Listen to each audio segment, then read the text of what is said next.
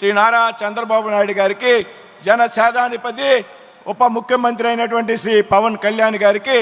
రాష్ట్ర గవర్నర్గా ఉన్నటువంటి అబ్దుల్ నజీర్ గారికి, అదేవిధంగా పునఃప్రారంభంలోకి ఇచ్చేసినటువంటి అశేష ఆంధ్ర రాష్ట్ర ప్రజానీకానికి, ఏదైతే అమరావతి రాజధాని నిర్మాణం కోసం భూములు పెద్ద ఎత్తున త్యాగం చేసినటువంటి అమరావతి రైతులకు అందరికీ కూడా హృదయపూర్వక నమస్కృతులు తెలియజేస్తూ ఉన్నాను.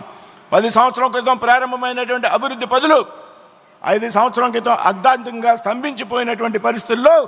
రాష్ట్రంలో రాజధాని లేనటువంటి రాష్ట్రంగా ఆంధ్రప్రదేశ్ మిగిలిపోయినటువంటి సందర్భంలో ఎన్డీఏ ప్రభుత్వం రాష్ట్రంలో కేంద్రంలో అధికారంలోకి వచ్చిన సందర్భంలో పెద్ద ఎత్తున ఆంధ్రప్రదేశ్ రాష్ట్రంలో ఈవేళ అభివృద్ధి పనులకు శ్రీకారం చుట్టడం జరిగింది అనేటువంటి విషయాన్ని ఈ సందర్భంగా ప్రస్తావిస్తున్నాను మిత్రులారా. మొన్న జనవరి 8 నాడు విశాఖపట్నంలో 2 లక్షలకు పైగా కోట్ల రూపాయల విలువైనటువంటి పనులను భారత ప్రధానమంత్రి నరేంద్ర మోడీ గారి చేతుల మీదుగా శంకుస్థాపనలు ప్రారంభోత్సవాలు చేసుకోవడం జరిగిందనేటువంటి విషయం ఈ సందర్భంగా ప్రస్తావిస్తున్నా. నేడు అమరావతిలో తిరిగి 58,000 కోట్ల రూపాయలతో పెద్ద ఎత్తున అభివృద్ధి పనులకు శ్రీకారం చుట్టుతున్నటువంటి పరిస్థితి మనందరూ కూడా చూస్తున్నాం మిత్రులారా. అదేవిధంగా రాబోయేటువంటి సమీప భవిష్యత్తులో నరేంద్ర మోడీ గారు, చంద్రబాబు నాయుడు గారు, పవన్ కళ్యాణ్ గారి కలయికలో పెద్ద ఎత్తున అనేక అభివృద్ధి పనులకు శ్రీకారం చుట్టబోతున్నామనేటువంటి విషయాన్ని ఈ వేదిక మీద చెప్పడానికి గర్వపడుతూ ఉన్నాను మిత్రులారా. రాజధాని నిర్మాణానికి పెద్ద ఎత్తున నిధులు కేటాయించడంతో పాటు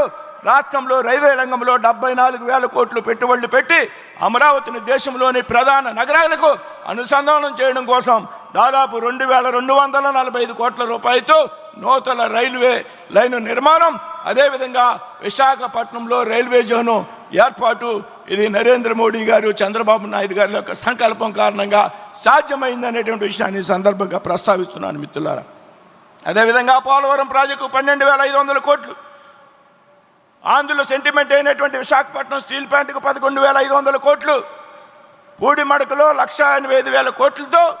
గ్రీన్ హైడ్రోజన్ కేంద్రం ఏర్పాటు, అలాగే నక్కపల్లిలో బల్క్ డ్రగ్ కేంద్రం ఏర్పాటు.